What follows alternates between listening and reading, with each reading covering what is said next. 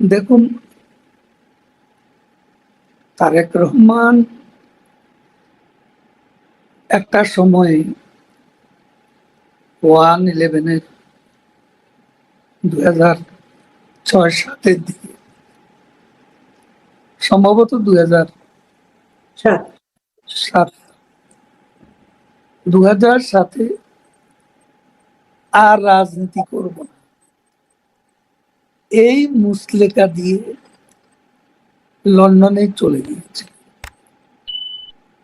তারপর তিনি কি আর 7-এর পর 25 এর মধ্যে তিনি কি ফিরে এসেছেন? আমরা তো মুসলেকা দিয়ে রাজনীতি ছেড়ে দিইনি। এখন একটা বিষয় হচ্ছে, আমি তো 3 মাস দেশে ছিলাম, কিন্তু আপনারা জানেন আমি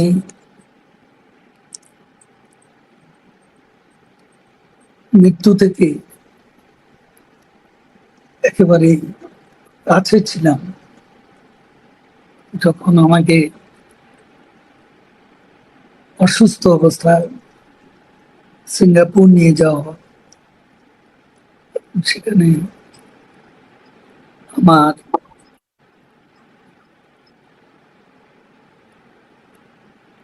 মেজর অপারেশন হয়।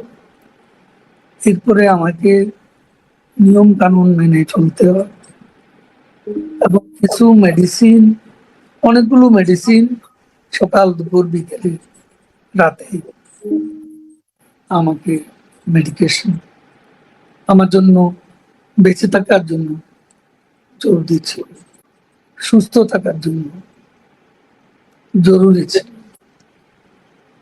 3 মাস পর্যন্ত ছিলাম দেশের অভ্যন্তরে।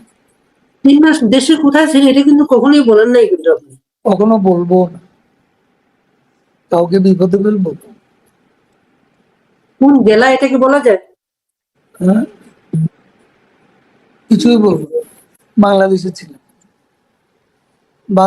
ছিলাম,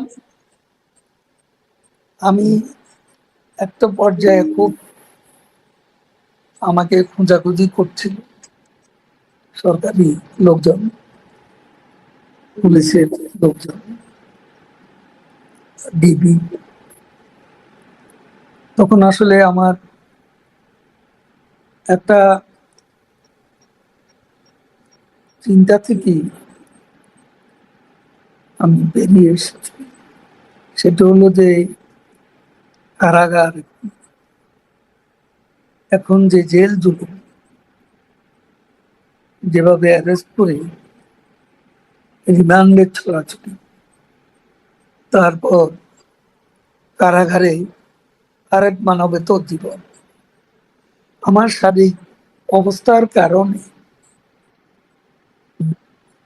আমাকে কে ওষুধ খাওয়াবে, এরও তো কোনো নিশ্চয়তা ছিল। তো আমি খুব চিন্তা ভাবনা করেই নিরাবস্থানে চলে এসেছি। যারা কারাগারে আছেন এখন, যারা অনেক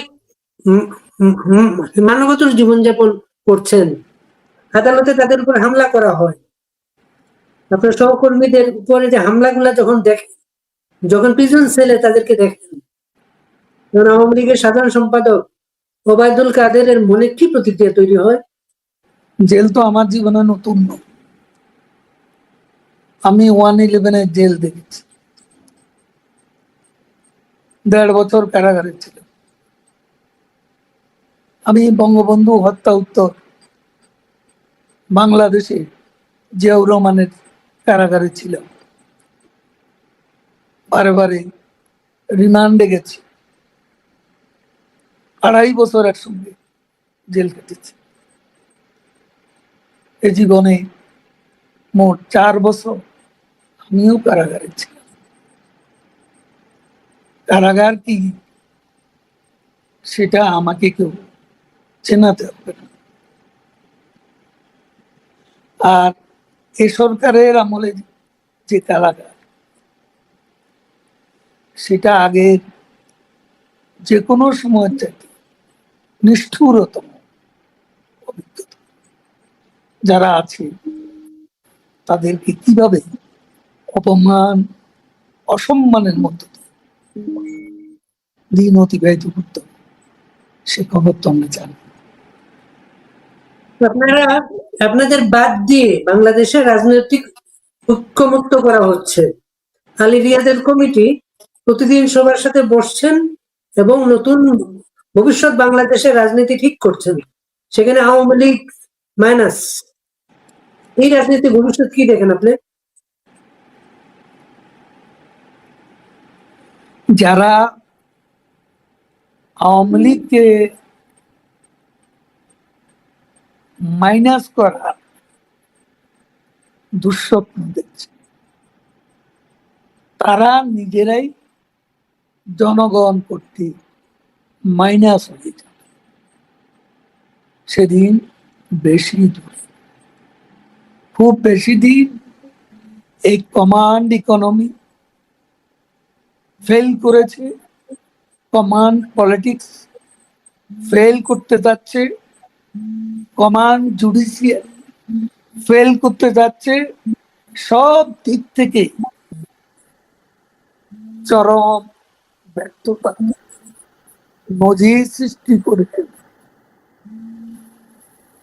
ইউনুস দমকে বিতাড়িত হতে সেদিন বেশি দূরে। দেশে কি খুব তাড়াতাড়ি নির্বাচন দেখেন? নির্বাচন কি হচ্ছে মনে হয়? নির্বাচন এই দেশে কবে হবে কেউ জানে। নির্বাচন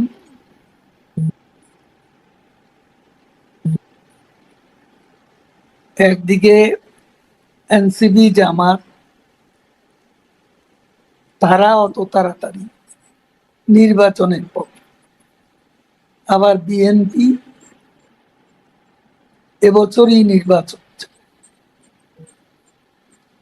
এখন নির্বাচনের ভাগ্যে কি আছে কেউ জানে না।